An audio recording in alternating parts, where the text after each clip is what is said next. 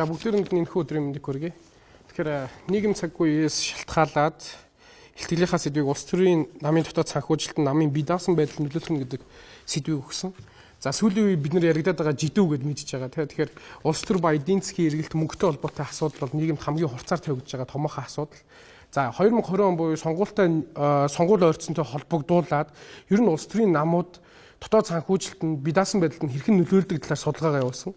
Судалгаа явуулах үндсэндээ нэг хоёр төрлийн агуулгыг баримталж байгаа. Тэр нь юу гэхээр за хандив бол өгөх авах үндсэн гол их сурвалжууд хандив өгөх авахаас илүүтэйгээр яаж өгч авахаас илүүтэйгээр тухайн өгч авах процесс дээр нь илүү анхаарал хандуулах шаардлагатай байна гэж. Тэгэхээр энэхүү бас арчилсан нийгэмд нэг зарчим байдаг, хардах хэрэг байдаг. Тэгэхээр эрх зүйн ангийн оюутны хувьд бол арчилсан нийгмийн хардах эрхийн үндсэн дээр энэхүү илтгэлийг хилцүүлж байгаа. За дараачих нь болохоор Монгол Улсын үндсэн хуулийн заасан сонгогдох яг шодрох ёсоор илэрдэж гинэ гэдэг асуудал бас яригдана.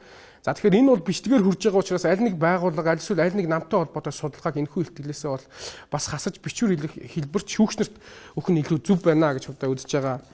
За ер нь бол улс төрийн намын тухай ойлголт 1921 оноос эхэлж бидэнд харагдаж байгаа. Тэгэхээр 1920-д оноос эхэлж бол ер нь улс төрийн нам гэдэг юу вэ гэдэг ойлголт дээр Монгол улс анх бол хөл тавьж эхэлсэн. За 1920 онд бол ганц нам 20 оноос 90-ад он хүртэл ганц нам байсан. Ингээ арслан хувьсгалын үр дүн дээр бид нар олон намын тогтолцоотой байдаг.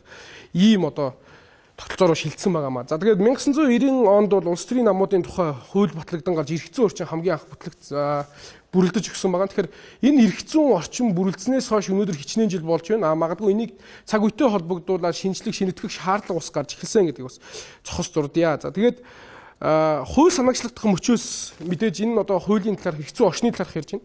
Тэгэхээр хууль санаачлагдах мөчөөс эхлээд хууль батлагдах гарах процесс хүртэл эдийн засаг мөнгөн хөнгөрөнг санхүү төсвийн асуудалтайгаар яригдж идэг. Тэгэхээр улс төрийн намын бол өөрөө онцгой л доо. Тэгэхээр юу нь онцгой юм бэ гэхээр улс төрийн нам гэдэг бол сайн дурын эвлэлтэн нэгддэг хэдий ч засгийн эрхийг гартаа авахыг төлөө тэмцдэг. Энэ бол ойлгомжтой асуудал. Тийм учраас хамгийн чухал хэсэг дээрээ бид нар бол энэ ач холбогдлыг өгж байгаамаа гэж. Тэгэхээр улс төрийн намын санхүүжилт ер нь юунаас бүрддэг юм бэ гэдэг нь хамгийн хүмүүсийн анхаарлыг татна. Тэгэхээр эрх зүйн мэдлэгээс бүгдээ харах юм бол улс төрийн намыг дараах 5 зүйлээс санхүүжилт бүрдэж байна гэж одоо ойлгож байгаа. За нэгдүгээрт бол гишүүдийн нэгдүгээрт гишүүдийн татвар дэмжигч байгууллага буюу хувь хүмүүсийн хандив гэж. За хоёрдугаарт намын үйл ажиллагаанаас олсон орлого гэж. За гуравдугаарт хуулийн дагуу төрөөс олгосон орлого. За бусад орлого бол намын архивтай холбоотой орлогууд юм а гэж. Тэгэхээр энэ дээр эхлээд би нэг л үг хэлэх гээд байгаа. Эртний сууцтгэгч күнз юу гэж хэлсэн байдаг вэ гэдэг асуудалтай. Эртний сууцтгэгч күнз хүн өөрт байж байгаарай.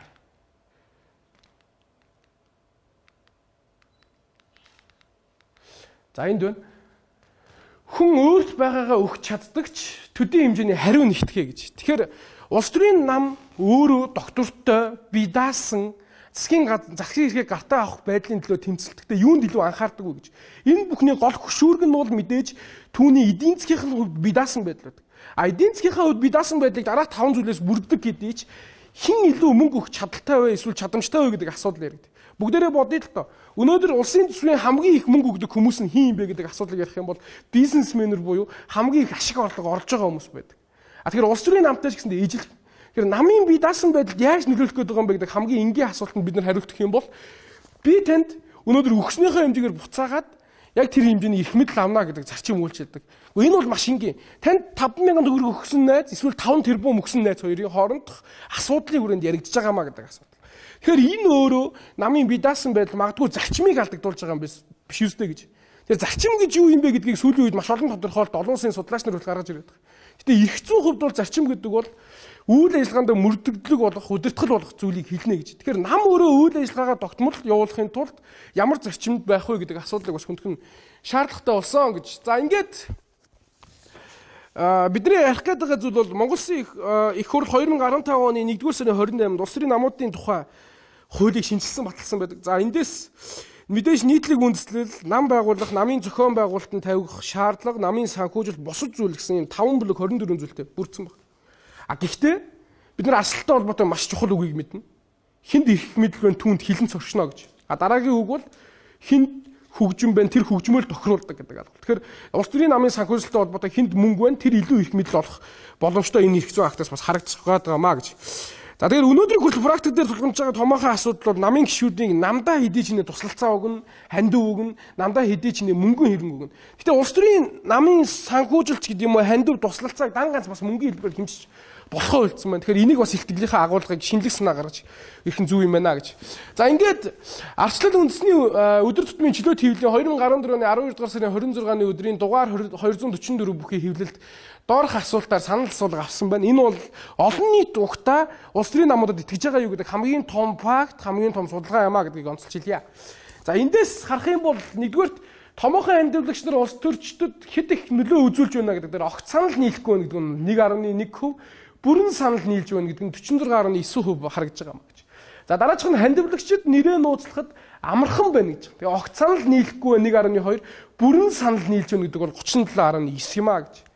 За ингээд дараах нь санал нийлж байна гэдэг нь 33.10. За хандив өгч, авч өгч буюу арга зам нь ил тод биш байна. Огт санал нийлэхгүй байна 6, санал нийлж байна 30.9, бүрэн санал нийлж байна гэдэг нь 49.2.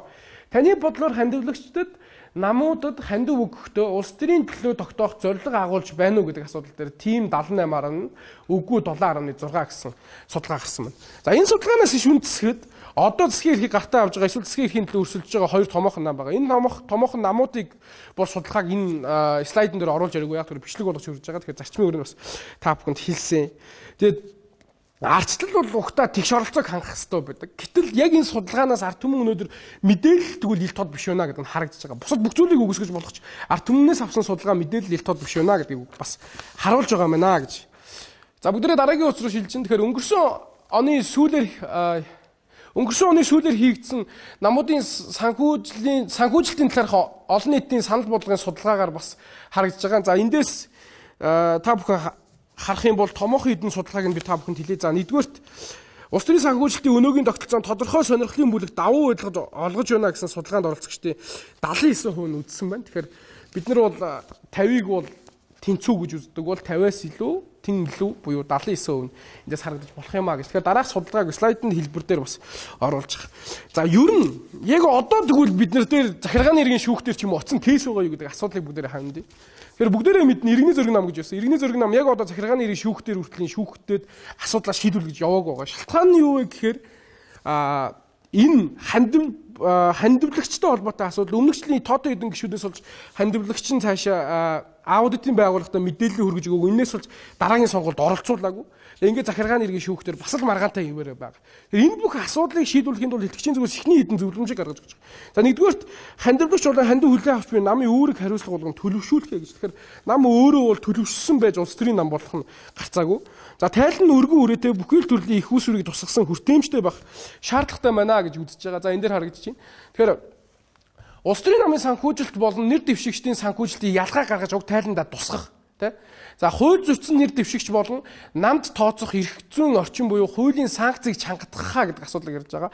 За хандивын хэмжээг хязгаарлах гэдэг ойлголт хийж байна. За хоёр дахь үндсэн хэсэг бол би ихтгэл эхлэхээс өмнө бас хэлж исэн хандив өгөх авах процесс дээр нь анхаарал хандуулах хэрэгтэй. Тэрнээс биш ямар сувгаар орж ирж байгаа дээр нь анхаарал хандуулах юм бол бас л эн чинь өргөн үрээтэй ойлголт болж эхэлж байна. Тэгэхээр илүү детальны судалгаа руу анхаарал хандуулж илүү детальны зөвлөмж боловсруулах шаардлагатай гэж үзсэн. За ингээд хандивын тайлан шалгах үндэслэл бүхий нотлогоон тулгуурлан шалгалтын комисс байгуулах. Тус шалгалтын комисс нь 3-4 байгууллага болон иргэдийн төлөөлөл багтсан байх. Шалгалтын комиссийн үр дүнгийн цаг хугацааг харгалзахгүй олон нийтэд мэдээлэх бөгөөд олон нийтийн мэдээллийн бүхий л хэрэгслийг нийгмийн хариуцлагын хүрээнд ашиглах нь илүү үр дүнтэй арга гэж үзэж байна гэж. Тэгэхээр бид нар яг одоо энэ бас ихтгэл сошиал хэлбэрээр тавигдж байгаа. Тэгэхээр эндээс юу харж байгаа сошиал өөрөө хүчтэй бас иргэний нэг хяналт болж чадчихна гэдэг нь харагдаж байгаа. Гэхдээ үндэслэлтэй хяналт байх нь хамгийн зөв юм а гэж бодлоо. За эндээс дараагийн зүйл гарч ирж байгаа. Тэгэхээр дараагийн зүйл нь бол ер нь бид нар санхүүгийнхаа тайланд ямар институтад өгд юм бэ гэдэг олон улсын судалгааг бас та бүхэнд хүргэе. За хамгийн бага буюу олон улсад хамгийн бага хүргэн нь бол засгийн газарт буюу харьяа яамдаа өгдгөө гэдэг байт юм байна. Одоо монголч үзүүлэлтэй. Дараачих нь тайлан авдаг институтад өгдгөө гэдэг. Дараачих нь шүүх байгууллагад өгдөг, аудитын байгууллагад өгдөг. За бусад байгууллагад өгдөг, сонгуулийн ерөнхий ороонд өгдгөө гэдэг ийм зарчмын зүйлс байна. Тэгэхээр манай улсын хувьд бол санхүүгийн тайланг шалгаж явуулах дээр нэр бүхий байгууллага хараат бус байх шаардлагатай гэж. Яг шалгах комисс өөрөө хараат бус байж энэ шийдвэр өнөдөр зөв зүйтэй гарна гэж. Тэгээс яг энэ дээр бас сая та бүхэнд бас үндэслэлээ дурдаад зөвлөмжөө өгсөн байгаа гэдгийг хэлье. За эндээс тиймээс итгэгчийн зөв дараах бас бодлого идэн зөвлөмжийг өгөн зүйтэй. За мэдээж ихэнд хэлсэн бид нар ямар зүйлийг хэлсэн бэ гэхээр ихэнд улсын их хурлын сонгуулийн санхүүжилтийн дүнтэй уг нь холбоотой асуудлуудыг байсан. Гэхдээ энэ бол аль нэг талд давуу аль нэг намын үзэл баримталтай холбоотой агуулга болох учраас бас судалгааныхаа хэсгээс хаслаа.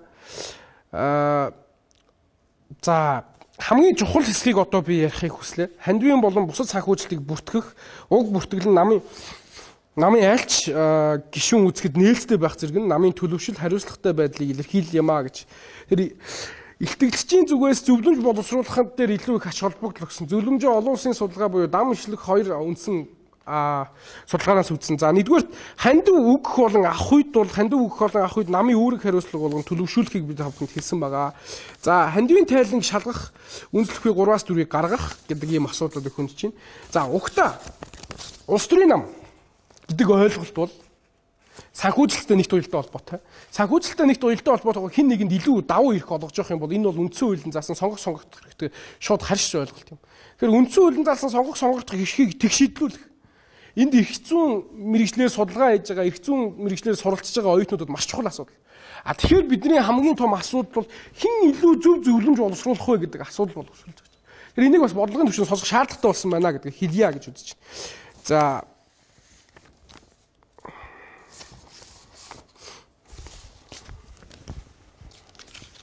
За би эндээс яг ингээд улсын их хурлын буюу парламентын гишүүний хэлсэн ярилцлагыг та бүхэнд бас шийдэж хүргэх нь зөв байх гэж бодож байна. За улсын их хурлын гишүүн бям цогтгой өнөөдөр сонд өгсөн ярилцлаганд ихэнх нам бодлогын нам биш, боосын нам болсон байна гэдэг агуулгыг хөндөж байгаа. Тэгэхээр энэ үг маань өөрөө өнөөдөр яг нийгэмд юуг илэрхийлээд байна вэ гэхээр хин эрх мэдэлтэй дуугаа захиалаад өөрийнхөө аяыг тавьж байгаа бодломж болж байна гэж. Тэгэхээр бизнесменийнхэн магадгүй өгсөн мөнгөнийхөө өрөөнд эргээд 8 алцах ийм эрх мэдлийн хүрээнд асуудал явагдаж байгаа юм биш үстэй гэдэг сэдлийн хүрээнд дараах зөвлөмжүүдийг боловсруулсан. Ингээд энэ зөвлөмжүүд маань бас зөв зөвхөн оновчтой байх болов уу гэж хувьдаа бодож байна. Анхаарал хандуулсан явдал баярлалаа.